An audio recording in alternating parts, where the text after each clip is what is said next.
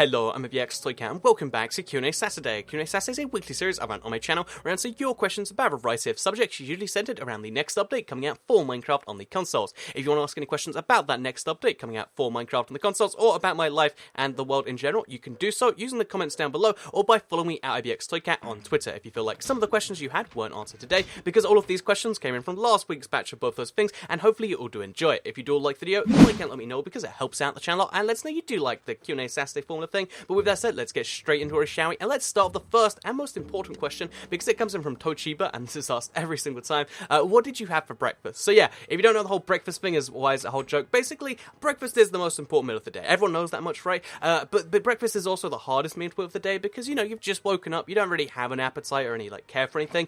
So most people just have, like, you know, what is basically sugar and milk, which is cereal, or, you know, people have, like, crazy foods and little things. So what I like to do is just have, like, real people foods, like, why not have some pasta or some pizza? But today I figured, you know, there's some chicken in the fridge, and I just had, like, a whole box of chicken, and it was pretty darn delicious. So what I have for breakfast, peri-peri chicken, and I would totally recommend it if you want a breakfast and you don't want it to be, you know, sugar and milk, but you also want it to be substantiating and to look forward to it. Chicken is probably my new favourite, and I can totally recommend it. So with that said, let's move into the second question, the first real one, which comes in from, you know, Richard Castanon, who says, hashtag Q&A, Toycat, since we're getting amplified terrain on the next-gen consoles in TU46, do you think we'll be seeing something along the lines of large biomes or any sort of other customization anytime soon? So yeah, basically, if you don't know, right now on the consoles, there's a few customization options we're missing from the PC, the big ones being amplified and, of course, being the large biomes, and then finally the customized mods in general. I think we're only getting amplified here. Maybe at some point in the future, the next-gen consoles will get large biomes,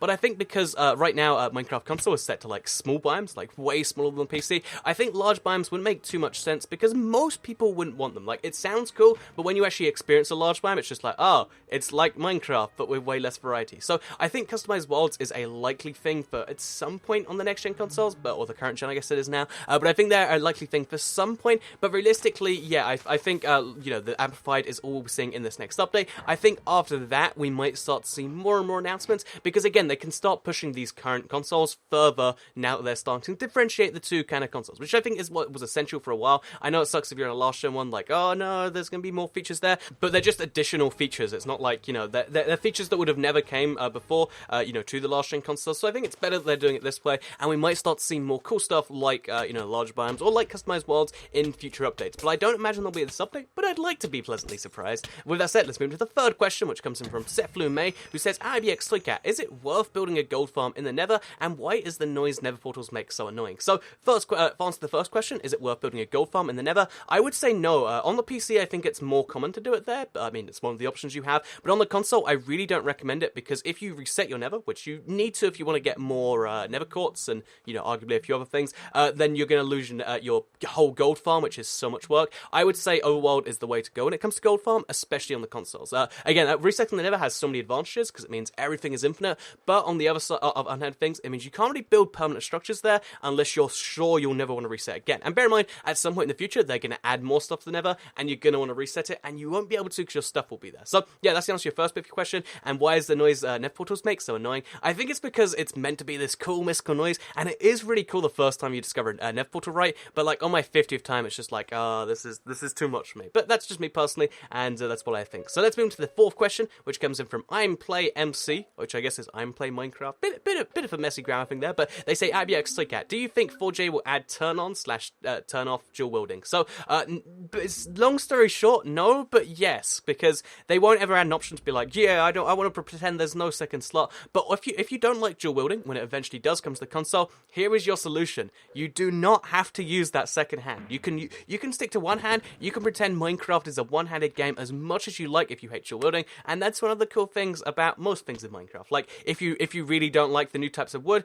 guess what? Don't build things with them. If you know that's what I think Minecraft is kind of great with, and that's why I think it's a good thing. So yeah, if you don't like dual wielding, guess what? You don't have to use it. That's wonderful, isn't it? So let's move to the fifth question, which comes in from Bear Lee, which I think is a joke, but they say, hashtag Q&A, have you played on a Dreamcast? I have. A Dreamcast was one of the earliest consoles I did play on, actually, maybe like the third console, because I don't even know who had a Dreamcast, like I think maybe it was like Auntie's boyfriend or something, but yeah, basically that was a Dreamcast in the house, and I decided to play it. So I played Sonic Adventure 1, very fun game. And my favorite game, probably one of my favorites of all time, is a game called like Choo Choo Rocket, and it was just like you have to get some mice, I guess it would be. You have to get some mice to the rocket ships. No idea why, but it was like a puzzle game to get them to there without the cats getting them. Again, very bizarre little game, but yeah, I really loved Choo Choo Rocket, and I have played a Dreamcast, and honestly, it was one of the coolest consoles of all time. That I think it's a real shame that like it killed Sega, because it was like, again, for the time, I think it was the most advanced console at the time. Like it did the best like performance by a long shot.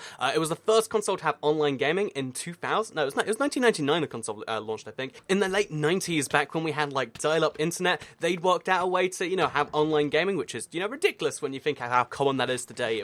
It was done all the way back then, and it wasn't really replicated for a while. I think it was the first console to have a disk drive, and they did this really cool thing where, so even if you had an offline console, you could update your OS, because every, you know, game sold would contain the latest version. That was of the you know, the operating system. It was such a cool console, and it's a shame it died. But yeah, Dreamcast, coolest console. If we could go back in time and save it, I would, but it killed Sega, which is kind of ironic for one of the best consoles ever. But with that said, let's move on to the next question, which comes in from Fire, who says, #Q&A. IBX Toycat, do you think that floating trapdoors might be added? And the answer to this is yes. I think there'll probably be a secret feature, like they won't put it on the changelog, but I think they'll probably make it so that trapdoors won't require like a block next to them.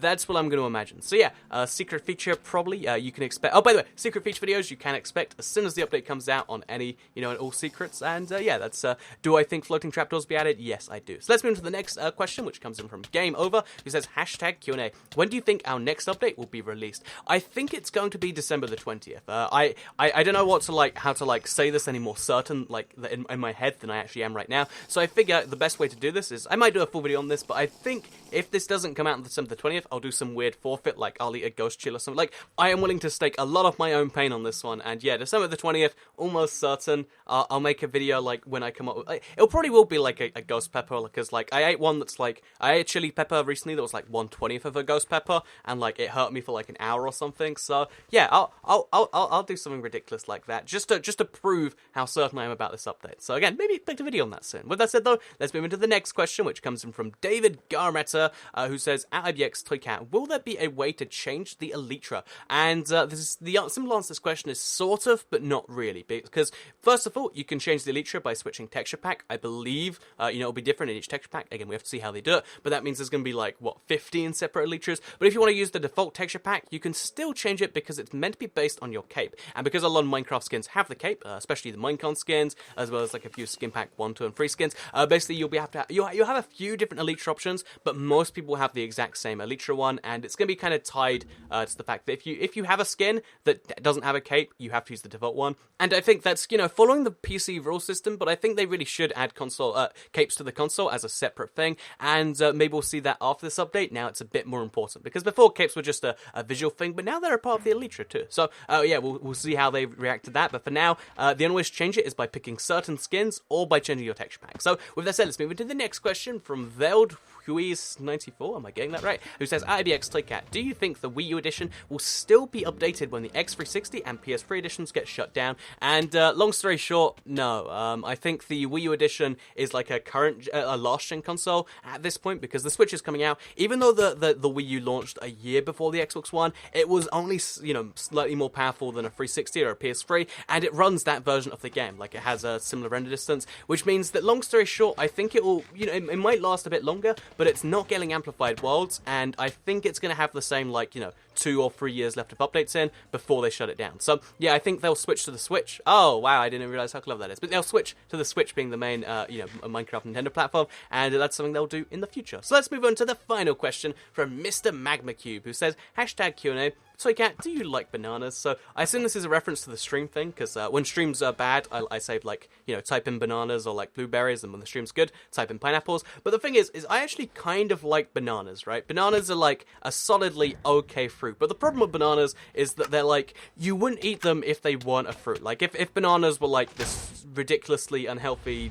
mix of stuff, you'd be like, no, I'm not going to eat that, I'm going to eat like a cookie instead. I feel like realistically a banana is just like a really sad treat. Like, if you're like, oh yeah, I want to treat myself, but gotta be eating good and stuff. And honestly, I'll eat any other fruit before a banana, just because, you know, other fruits can be tasty, whereas bananas are just okay, and like you eat them if you need a breakfast, and again, you're sad about stuff, and that's just not okay to me. So bananas, bad fruit.